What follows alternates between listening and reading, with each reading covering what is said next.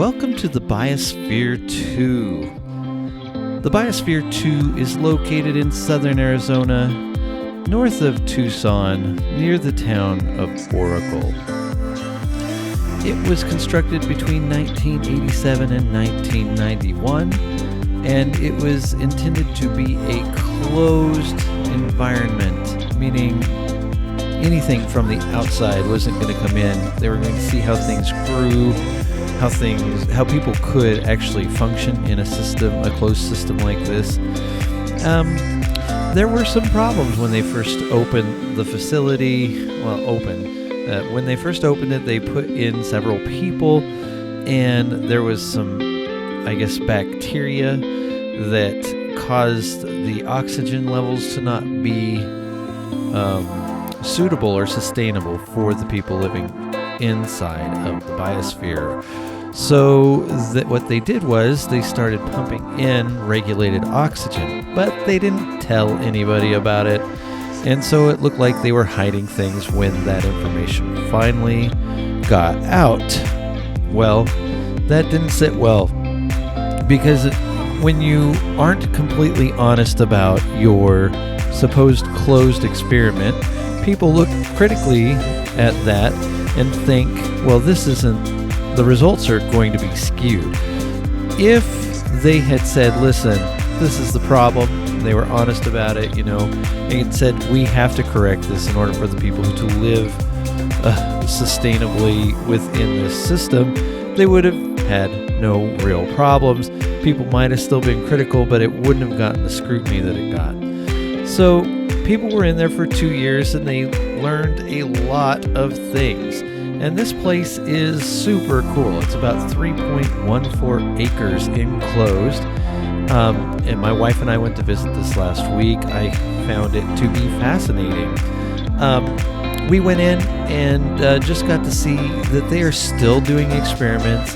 Even though it's not the completely closed system that it is reported to have been, it still is a pretty good system to do experiments in. And people can walk through, but there are still different environments that were created in here, different biomes that were put in here to do experiments on and see how well things grow, how well they can maintain these things, and they are capable of doing a lot of experiments. We noticed that a lot of our common house plants that we'd find at our house grew much bigger in this system. We also found that the place feels a bit like you're in a cruise ship, the way they've built it, like maybe an older cruise ship, but still, not built in the same form as normal structures. And of course it wouldn't be. This is a specialized environment.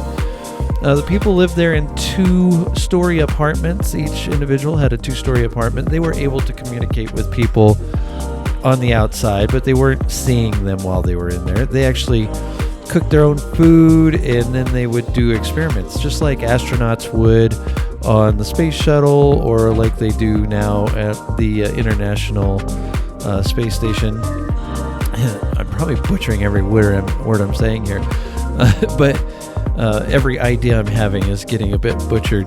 But we found it just to be fascinating.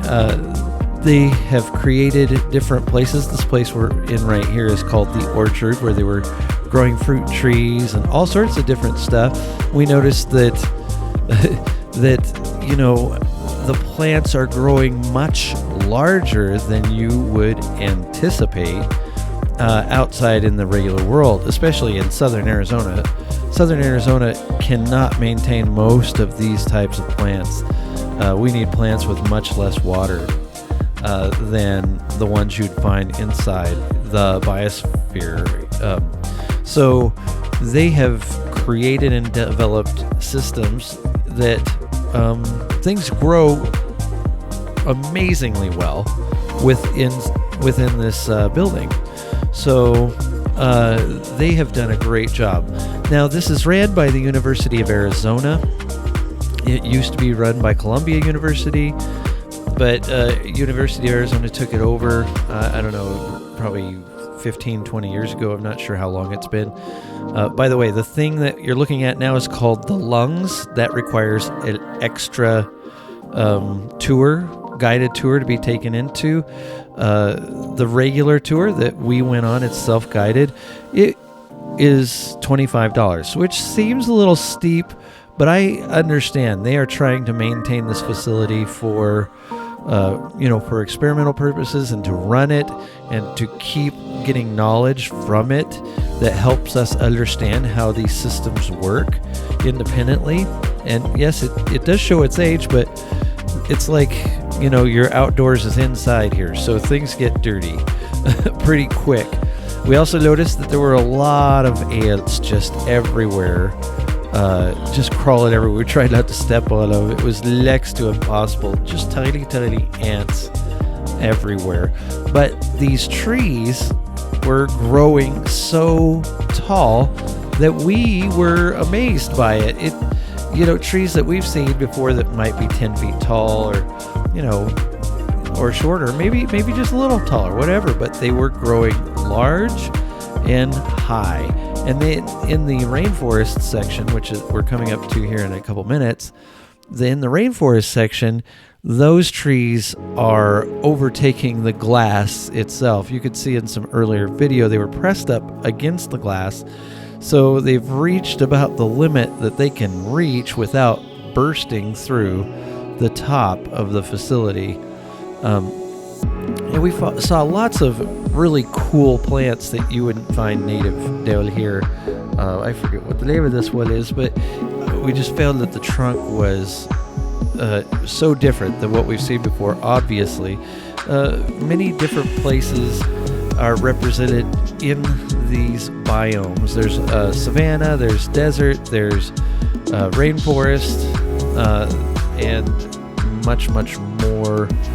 My wife loved that plant. It felt like velvet. Anyways, this here is the ocean that they have created. They used to have coral reefs in this ocean that they had grown themselves, but in the midst of things, that coral reef died, and they are now in the process of trying to regrow it. Since this is 31 years old, some of these things need constant repair, but you can see the places where they were still doing experiments, and I support it. I think it's great that somewhere, this is the largest facility of its kind on the planet, and we need more scientific research to be undertaken for things like this. And often governments aren't as supportive of things like this. And in our current situation, we need to understand these things better so we can move forward and be more responsible with the environment we have. So I'm always in favor of this kind of research, even though I know it can be costly, but we need to invest in these types of things. It is an older facility, but it is really cool to come visit. Now, one thing we did notice, there were a lot of bees, and maybe they try to take care of that regularly, but we were really surprised at the amount and size of the bees that were there at the time. Of course, they didn't sting us. If you keep your distance, don't swat at them, and don't panic, you're going to be fine, but still, that could be dangerous for those people who have allergies to bees. But this is our trip to the Biosphere 2, and we highly recommend it. Yes, spendy, but worth every penny. So, anyways, this is Kelly from Nerdgasmic Adventures. We hope you enjoyed this video. Please like and subscribe. Thank you.